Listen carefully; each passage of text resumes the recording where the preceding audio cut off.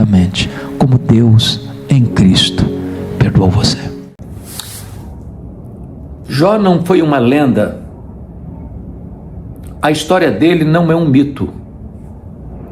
Jó viveu num tempo específico, num lugar específico.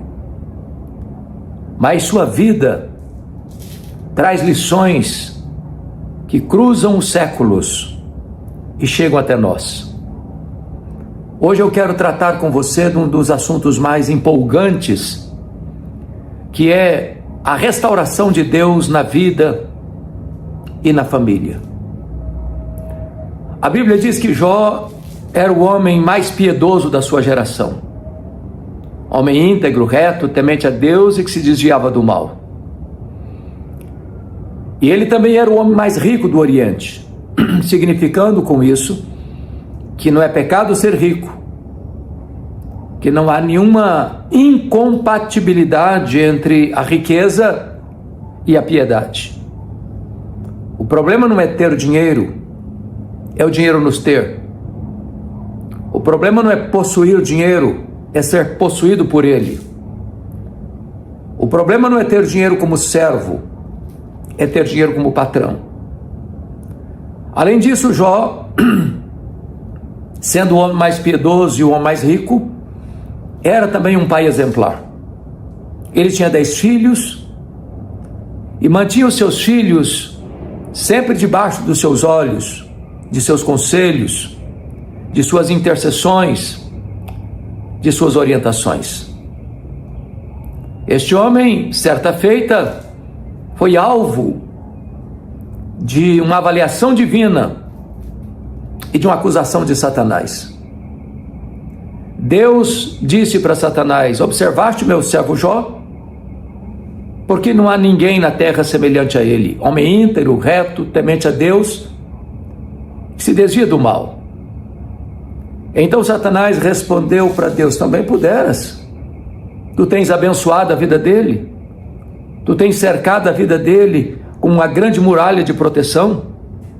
Tudo que esse homem bota a mão vira dinheiro. Então Satanás sugeriu: toca no que ele tem, em outras palavras, nos seus bens, na sua família, e verás se não blasfema contra ti na tua face. Com isso, Satanás está insinuando que Deus precisa subornar as pessoas com bênçãos para receber delas adoração. Com isso, Satanás está insinuando que ninguém adora a Deus por quem Deus é, apenas por aquilo que Deus dá. Também Satanás está insinuando que Jó só serve a Deus por interesse, que ele adora a Deus apenas por aquilo que Deus dá e não por quem Deus é, pelas dádivas de Deus e não pelo caráter de Deus. Então, Deus permite que Satanás prove Jó, mas colocou limites. E a Bíblia diz que Jó enfrenta 2 grandes e gravíssimos problemas. Ele perde todos os seus bens. Sendo o homem mais rico, ele vai à falência. A sua vida financeira colapsa. Agora ele está quebrado, na lona, sem crédito. Se não bastasse esse terremoto na vida financeira, seus 10 filhos celebravam na mesma casa, festejando com alegria, e acontece um acidente, e a casa desaba sobre a cabeça deles, e eles todos morrem no mesmo acidente. Agora esse homem que já estava golpeado pela falência financeira, enfrenta de todas as dores a mais atroz, a dor do luto, a dor de ter que ir para o cemitério e enterrar todos os seus filhos no mesmo dia. A pergunta é se esse homem blasfemaria contra Deus mesmo. E a Bíblia responde que quando Jó recebe esta notícia da falência financeira, ele disse: nu saí do ventre da minha mãe, nu eu voltarei. Quando ele recebe a notícia da morte dos filhos, ele disse: o Senhor Deus deu, o Senhor Deus tomou, bendito seja o nome do Senhor. Jó prova que ele adora a Deus não por aquilo que Deus dá, mas por quem Deus é. Ele prova que ele ama mais a Deus do que o dinheiro e do que a própria família. Mas, mais tarde, Satanás faz uma segunda insinuação diante da reafirmação divina de que Jó era um homem íntegro e reto, temia Deus e se desviava do mal, e que sem causa foi incitado a prová-lo. E Satanás disse para Deus: pele por pele, tudo que o homem tem dará pela sua vida. Toca-lhe nos ossos, toca-lhe na carne, e verás se não blasfema contra ti na tua face. Deus permitiu que Satanás provasse Jó, mas deu um limite: não tires, não atentes contra a sua vida. E então Jó vai sofrer um segundo round de grande luta, porque Satanás pôs nele uma enfermidade maligna, com feridas da planta dos pés ao alto da cabeça. Seu corpo ficou chagado, seu corpo era uma ferida aberta. Jó tornou-se uma carcaça humana. Sua dor não cessava. Suas noites indormidas traziam para ele espanto e terror. Precisava rapar as feridas com um caco de telha. Ficou magro, magérrimo, macérrimo, de couro furado pelas costelas em ponta. Esse homem está reduzido à desdita, à dor cruel, ao sofrimento atroz. Nesta conjuntura, sua mulher olha para ele, não suportando ver tanto sofrimento, não compreendendo a providência carrancuda, diz a Jó, seu marido: ainda conservas a tua integridade? Amaldiçoa a Deus e morre. Jó respondeu para ela: tu falas como uma louca. Temos recebido o bem de Deus, não receberíamos também o mal? Em tudo isso, Jó não pecou contra Deus com seus lábios. E ele prova que a tese de Satanás era falsa, que ele amava mais a Deus do que a si mesmo, e que ele adorava a Deus não por aquilo que Deus dá, mas por quem Deus é. Então, vem os amigos de Jó, 3 amigos, e esses amigos vieram para consolá-lo. Quando o viram de longe, nem mesmo o reconheceram. Assentaram-se à terra com ele 7 dias, 7 noites, sem abrir a boca, apenas chorando, diante do sofrimento tão terrível que assolava o corpo de Jó. Mas, quando esses amigos começaram a falar, por um erro teológico, assacaram contra Jó os mais pesados libelos acusatórios. Entendendo que se Jó estava sofrendo, é porque ele teria cometido algum pecado grave contra Deus. Acusaram Jó de ladrão, acusaram Jó de adúltero, acusaram Jó de louco, acusaram Jó de ele, por sua loucura, Deus ter matado seus filhos. Acusaram Jó de se enriquecer roubando os órfãos e as viúvas, quando Jó era os olhos dos cegos, a perna dos aleijados e o socorro dos órfãos e das viúvas. Cravejaram Jó com as suas setas envenenadas. Massacraram Jó com as críticas mais desumanas e levianas. Passaram Jó debaixo de um rolo compressor. O que Jó fez? O que você e eu faríamos? Jó perguntou, Jó se queixou, Jó expôs a sua dor. Se você percebe comigo, Jó está sendo golpeado nas 5 áreas mais importantes da sua vida. Primeiro, na vida financeira. Esse homem que era rico e vivia na abastança, agora está quebrado, falido. Muita gente, por muito menos, se revolta contra Deus, ergue os punhos contra os céus. Outros dão até mesmo um tiro na cabeça. Mas Jó está sendo golpeado numa segunda área, que era dos filhos. Não é natural pai e mãe sepultar filhos. Não é natural os filhos furarem a fila irem primeiro. O que é natural é que os filhos sepultem os pais. Mas Jó está vivendo a dor mais avassaladora, porque ele precisa levar para o cemitério todos os seus filhos no mesmo dia. Como é que ele volta de lá? Como é que ele recomeça a vida? Como é que ele se ergue do luto e das cinzas? Mas ele está golpeado numa terceira área, que é a área da saúde. Esse homem está com o corpo chagado, seu corpo é uma ferida aberta, bolhas de pus vão se formando pelo seu corpo, e ele, para aliviar essa dor, precisa morder nessas bolhas de pus para tentar encontrar alívio. Seu corpo cheira mal, ele não consegue comer, ele não consegue dormir, seu sofrimento não tem pausa, não tem descanso. Ele está reduzido à humilhação de uma enfermidade maligna. Mas ele enfrenta um quarto problema: a crise no casamento. Na hora que ele mais precisou do apoio da sua mulher, na hora que ele mais precisou de uma companhia que pudesse atenuar sua dor, aliviar seu fardo, compartilhar com ele o seu sofrimento, a sua mulher, revoltada contra Deus, disse para ele: ainda conservas a tua integridade? Amaldiçoa a Deus e morre. Ela se revolta contra Deus, e ela acha que o marido deva, quem sabe até mesmo, atentar contra a própria vida e acabar com o drama.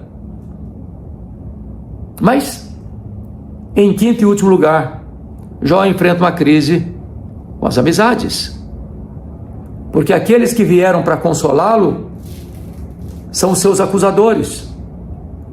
Aqueles que vieram para atenuar sua dor agravam a sua dor. Aqueles que vieram para ser um bálsamo se tornam um vinagre nas suas feridas. O que Jó fez? Ele fez 16 perguntas para Deus. Por que, meu Deus? Por que eu estou sofrendo? Por que a minha dor não cessa? Por que eu perdi os meus filhos? Por que eu não morri no ventre da minha mãe? Por que eu não morri ao nascer? Por que o Senhor não me mata de uma vez? A única resposta que Jó escutou de todos os gritos que ergueu aos céus foi o sepulcral silêncio de Deus. Nenhuma palavra, nenhuma explicação, nenhuma luz no fim do túnel, nenhuma esperança para frente. E eu posso até lhe dizer que o silêncio de Deus, às vezes, grita mais alto nos ouvidos da nossa alma que o ruído mais barulhento das circunstâncias mais adversas. Jó perdeu tudo. Ele perdeu os bens, ele sepultou os filhos, ele perdeu a saúde, ele perdeu o apoio da mulher, ele perdeu a compreensão e o aconchego dos amigos. Mas uma coisa ele não perdeu: ele não perdeu a sua fé em Deus. Então ele salta da sua dor atroz para os braços de Deus, numa confiança plena, e diz: mas uma coisa eu sei, é que o meu Redentor vive. O meu Redentor vive. Vê-lo-ei por mim mesmo. Revestir esse meu corpo de pele, eu verei o meu Redentor. E disse mais que este Deus é o Deus que inspira canções de louvor nas noites escuras. Então, Deus rompe o silêncio. Deus começa a falar. Mas quando Deus começa a falar, Deus não responde nenhuma das 16 perguntas de Jó. Deus não responde nenhuma das 34 queixas de Jó. Quando Deus fala, Deus faz 70 perguntas para Jó, todas retóricas, despejando sobre ele, em torrentes abundantes, em catadupas caudalosas, a sua majestade, a sua grandeza, a sua soberania, o seu poder.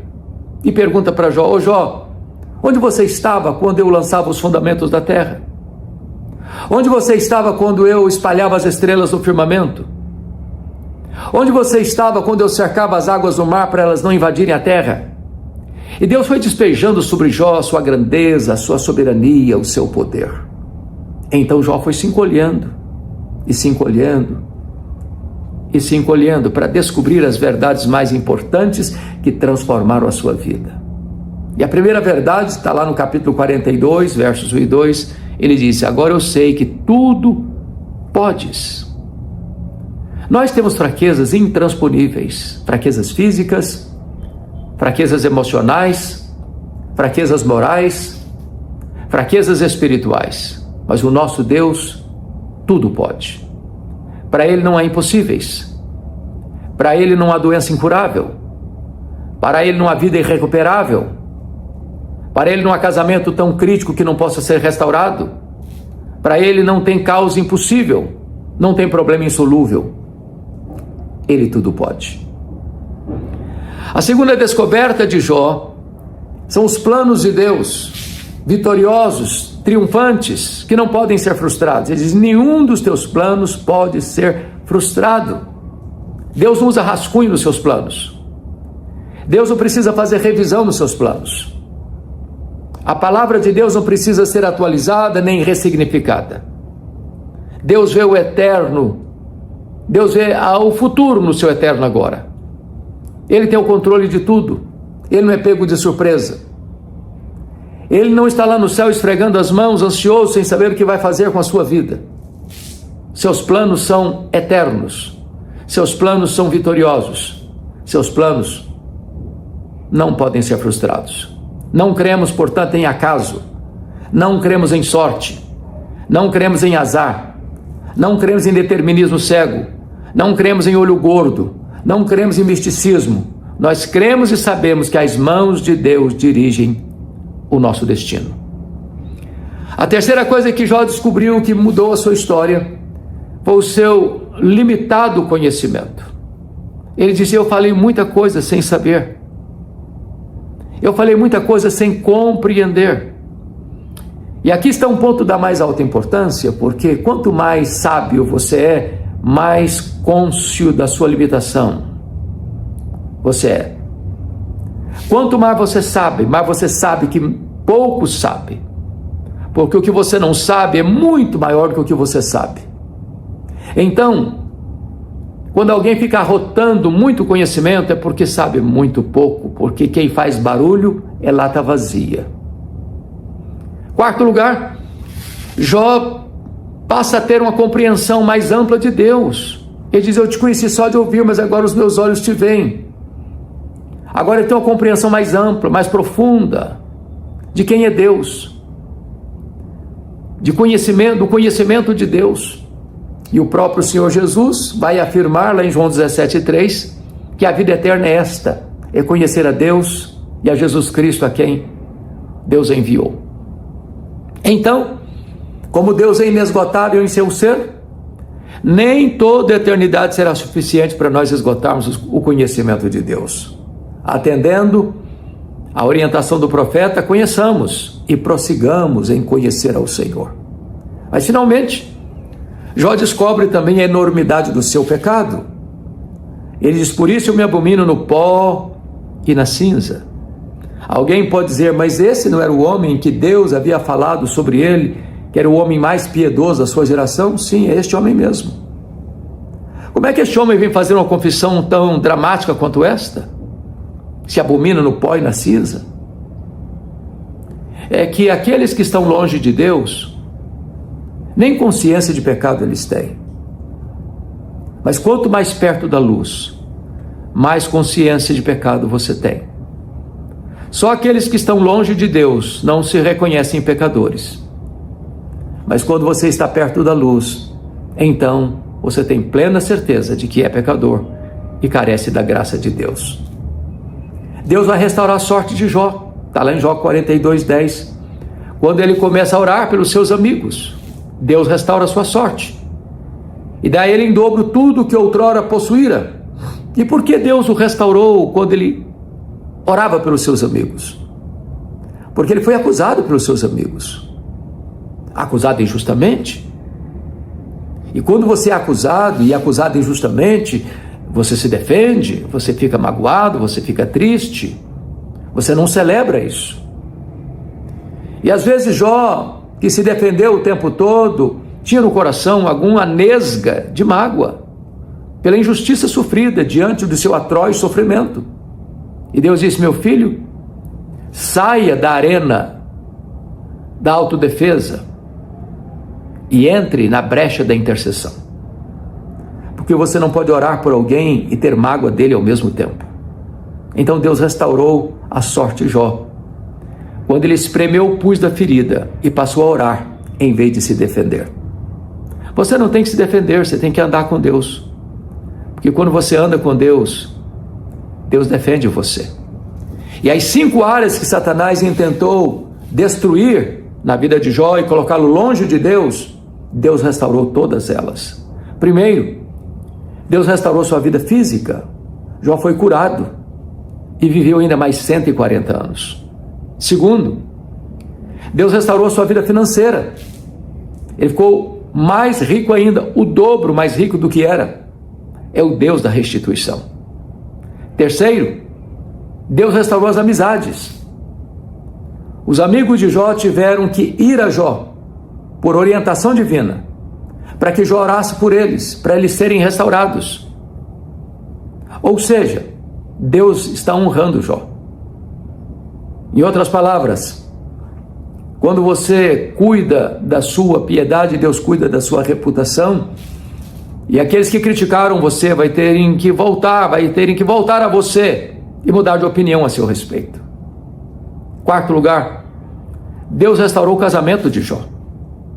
Aquela mulher magoada, ferida, que aconselhara Jó a morrer na sua desdita e dor, Deus cura o coração de ambos.